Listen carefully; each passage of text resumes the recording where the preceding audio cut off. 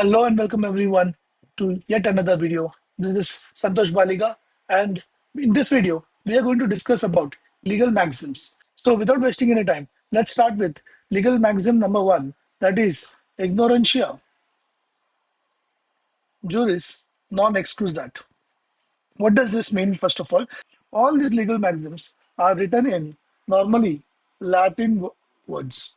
They may seem to be very complex in terms of when you read the words. We will try to understand it in a very simplified way and with a lot of examples. Now, what does ignorantia juris non excusat means?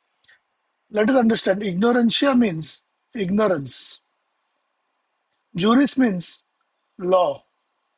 And non-excusat means not an excuse. So what does this altogether mean is that ignorance of law is not an excuse. इसका मतलब यह है कि आप अगर law को नहीं जानते हो, ये आपका कोई एक्सक्यूज नहीं हो सकता किसी लॉ को तोड़ने के लिए.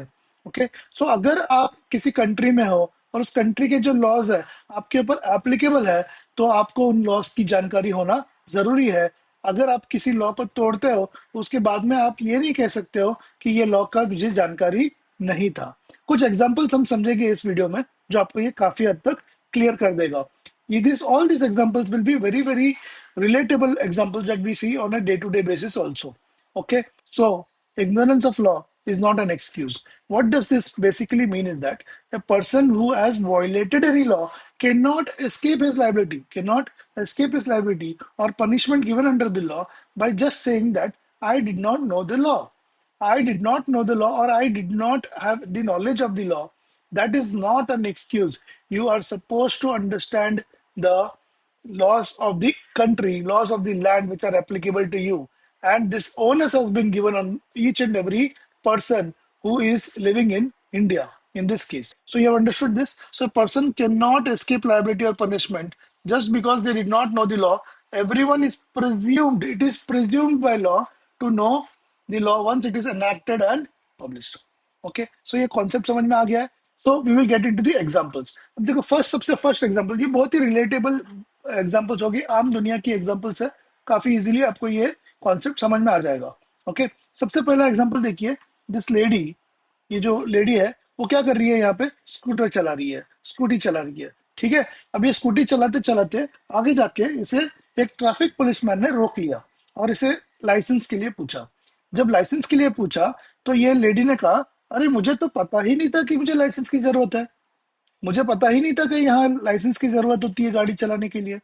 तो ये कोई एक्सक्यूज नहीं हुआ कि आपको नहीं पता कि लाइसेंस की जरूरत है.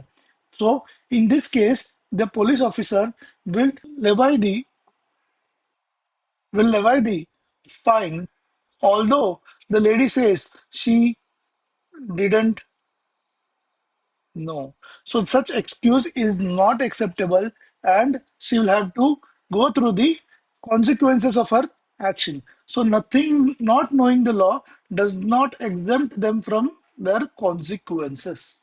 I hope this example is clear to you. Okay, बहुत सिंपल एग्जांपल है. अब नेक्स्ट एग्जांपल पे आते हैं. नेक्स्ट एग्जांपल क्या कहता है, मिस्टर रवि है जिसने एक बहुत ही ब्यूटीफुल सी गाड़ी है उनकी, वो उन्होंने बीचों बीच रोड पे पार्क करी है. ओके, और वहां पे क्या था, वहां पे नो पार्किंग का साइन था, मतलब नो पार्किंग वाला जगह पे उन्होंने अपनी गाड़ी को पार्क कर दिया. ओके, सो इस केस में भी ये होता है कि जो भी पुलिस ऑफिसर है, वहां का ट्रैफिक पुलिस ऑफिसर है, he comes and levies a fine for parking in a no parking zone. And Mr. Ravi says, अरे I didn't see the signal, I didn't know that it was not allowed.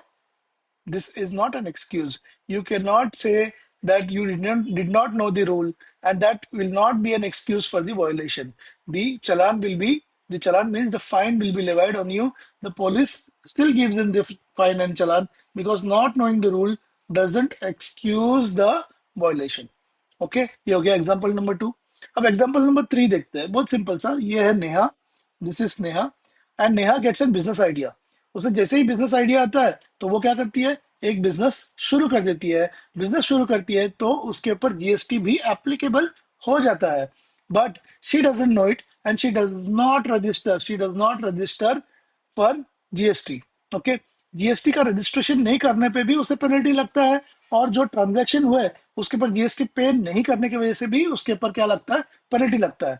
अब नेहा का कहना है कि मुझे तो ये टैक्स लॉ के बारे में पता नहीं था, मुझे नहीं पता था कि इतने छोटे बिजनेस के लिए भी जीएसटी पे रजिस्टर करना पड़ता है। सो ये जो ओनस है ये किसके ऊपर है जानने की, ये ओनस है नेहा के ऊपर। Neha should have known that मैंने एक बिजनेस चालू किया है, तो मुझे कौन से लॉस एप्लीकेबल हो जाएंगे, इस केस में जीएसटी एप्लीकेबल हो जाएगा, इसकी जानकारी उन्हें उन्हें होना जरूरी था, बट उन्होंने नहीं किया।